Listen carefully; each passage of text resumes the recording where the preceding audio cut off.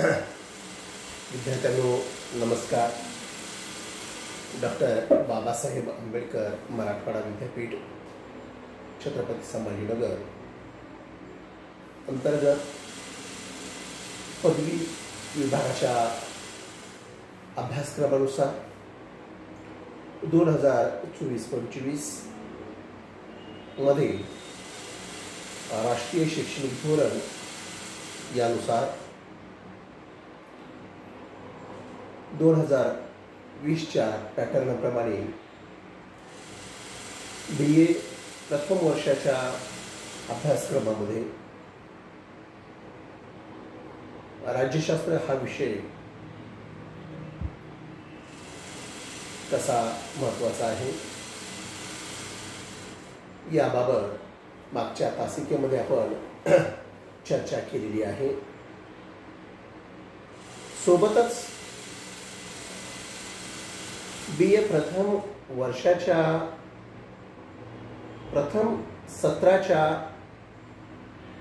अभ्यासक्रमान्वये राज्यशास्त्राची ओळख हा पदवी विभागाकरिता पेपर ठेवण्यात आलेला आहे. या पेपरमध्ये राज्यशास्त्राची ओळख कशी करून घ्यावयाची या विषयाची ओळख सांगत असताना मुद्दामहून हा विषय कसा अभ्यासला जातो या विषयाला अभ्यासनाकरिता ज्या मेथड्सचा किंवा पद्धतीचा अवलंब केला जातो त्याची चर्चा सुद्धा मागच्या तासिकेमध्ये आपण केलेली आहे. ज्याप्रमाणे राज्यशास्त्र हा विषय उदयास आला, निर्मिती झाली, याची पण चर्चा मागच्या तासिकेमध्ये आपण केलेली आहे. आजच्या तासिकेमध्ये ज्या राज्यशास्त्राचा उगम झालेला आहे हा उगम कशा प्रकारे विकसित झाला या उगमाचा विचार करत असताना याचा जो क्रम आहे त्या क्रमवारीनुसार राज्यशास्त्राचा उगम बघितल्यास एक गोष्ट मात्र अवश्य जाणवते. हा क्रम ढोबळमानाने पाश्चिमातिक विचारवंतांच्या विचारापासून अर्थात पारंपरिक राजकीय विचार, आधुनिक राजकीय विचार, समकालीन राजकीय विचार या विचारातून राज्यशास्त्राचा विकास कसा होत गेला याची चर्चा विद्यार्थ्यांसोबत वारंवार करत आहोत. विद्यार्थ्यांनो, हा विषय जो उदयास आलेला आहे हा विषय समाज उपयुक्त आहे. समाजाच्या सर्वांगीण विकासाकरिता राज्यशास्त्र हे विषय अतिशय महत्त्वाचा समजला जातो. या विषयाचं गांभीर्य लक्षात घेत असताना राज्यशास्त्र हा विषय कशा प्रकारे विकसित झालेला आहे या विषयामध्ये जे ज्ञान सांगितलेलं आहे, जे विज्ञान सांगितलेलं आहे, जे तत्वज्ञान सांगितलेलं आहे, जी कल्पकता सांगितलेली आहे, जे स्वप्न बघितलेले आहे, ज्याचं भविष्य वर्तविलं जात आहे, अशा वेगवेगळ्या छबीने हा विषय निर्माण झालेला आहे. जेव्हा जेव्हा राज्यशास्त्र हा विषय कशा प्रकारे उदयास आला याचं सैद्धांतिक विवेचन करत असताना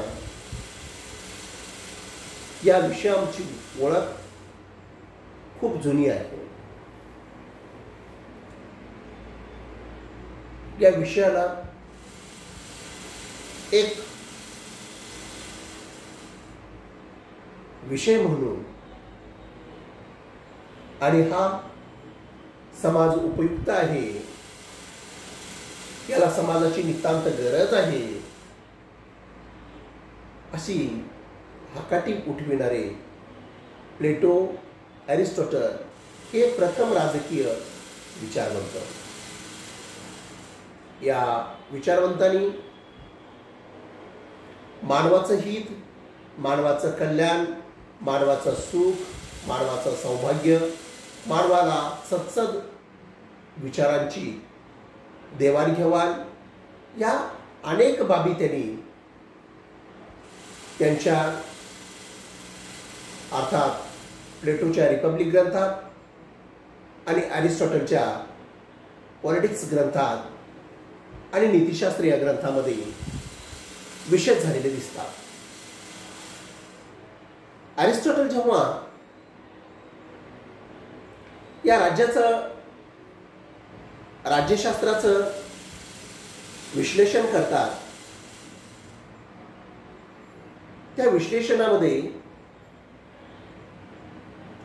संपूर्ण मानवी जीवन त्यांनी समोर ठेवलेलं आहे. हे मानवी जीवन प्राचीन काळचं असेल, तत्कालीन परिस्थितीचा असेल आणि येणाऱ्या भविष्याचा असेल. अर्थात एरिस्टॉटल हे विचार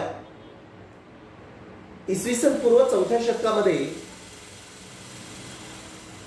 म्हणजेच 2500 वर्षापूर्वी त्यांनी ते विशद केलेले आहेत. या विशद केलेल्या विचारांचं अध्ययन करत असताना या विषयामध्ये खूप अशी महत्वाची बाजू त्यांनी सांगितलेली आहे. ज्या व्यक्तीच्या तार्किकतेतून, ज्या व्यक्तीच्या विचारातून, ज्या व्यक्तीच्या मन एक स्वच्छ आणि निर्मळ अशा मनातून व्यक्तीने जो सहवास निर्माण केलेला आहे मित्रांनो, तो खरा सहवास मानवाच्या कल्याणाचा होता.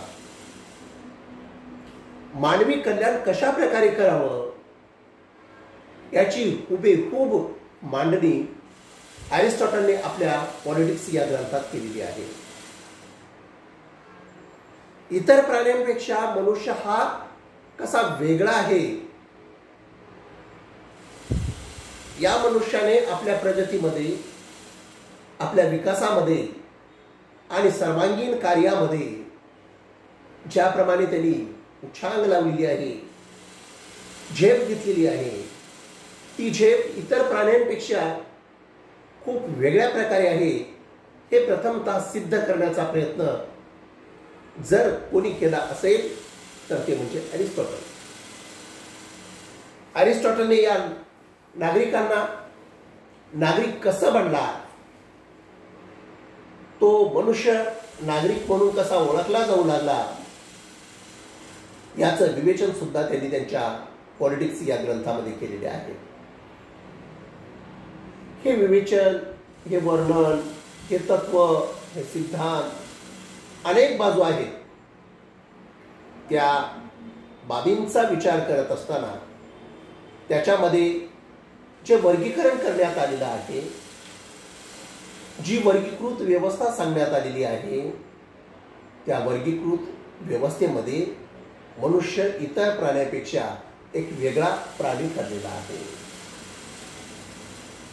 बघा, या भूतलावर सरपटणारे प्राणी आहेत, या भूतलावर जलचर प्राणी आहेत, या भूतलावर आकाशामध्ये उडणारे प्राणी पक्षी आहेत, या भूतलावर वेगवेगळे प्राणी आहेत. त्या प्रत्येक प्राणी आणि पक्षींचा विचार केल्यानंतर ज्या प्रकारे प्राणी आणि पक्षी जीवन जगतात त्या जीवनाच्या मोहापेक्षा एक वेगळं जीवन कसं आम्ही जगतो याची फलनिष्पत्ती फक्त मानवाने करून दिलेली आहे. मानवाने आपल्याकडे असणारा जो बुद्ध्यांक आहे, मानवाकडे असणारी जी बुद्धी आहे, ती बुद्धी तो इतर प्राण्यांपेक्षा सर्वश्रेष्ठ आहे हे कसा सिद्ध करतो याचं विवेचन सुद्धा त्याने आपल्या पॉलिटिक्स या ग्रंथामध्ये केलेले आहे. हे सिद्ध करून तो तिथेच थांबत नाही. तो या भूतलावर जे काही योग्य आहे आणि जे काही अयोग्य आहे याचं विवेचन करणारा पहिला प्राणी जर कोणी असेल तो म्हणजे मानव. तो म्हणतो चांगले, शुभ, योग्य असे जे गोष्टी, अशा ज्या गोष्टी असतात त्या गोष्टींचं पहिल्यांदा जर कोणी समर्थन करेल तर तो म्हणजे मानव.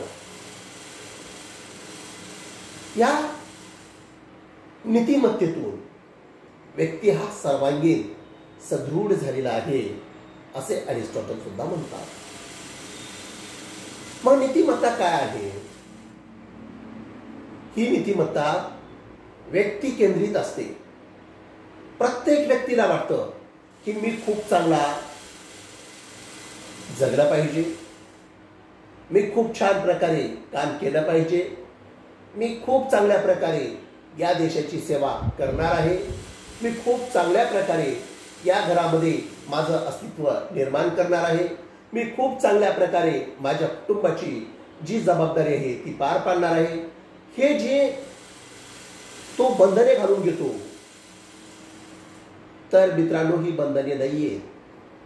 ही एक प्रकारे त्याच्यावरती, त्याच्या कामावरती, त्याच्या विचारावरती, त्याच्या कृतीवरती एक प्रकारे इफेक्ट करणारे घटक आहे, प्रभाव टाकणारे घटक आहे. आणि त्या विचारामध्ये तो गुंफून जातो